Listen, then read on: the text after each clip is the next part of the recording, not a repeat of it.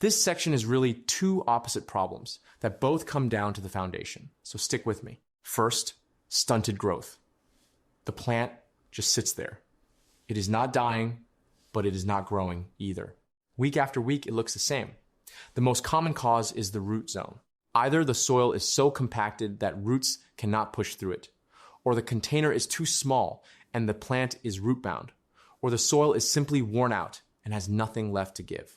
Veggies are hungry plants. If you are growing in the same tired soil year after year with nothing added back, the plant runs out of fuel. The fix is to feed the soil, not just the plant. Compost is the single best thing you can add because it improves the structure so roots can breathe, and it slowly releases nutrients. This is exactly why healthy soil sits underneath almost every problem in this whole video.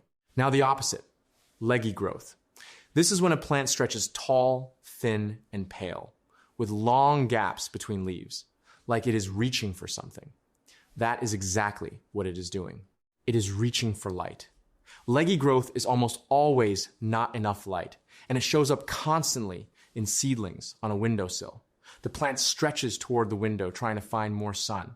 The fix is more light, closer light, and for seedlings, a grow light positioned just above them so they grow stocky and strong instead of long and weak. So when a plant will not grow the way it should, look down first at the roots and the soil, then look up at the light. One of those two is almost always the answer.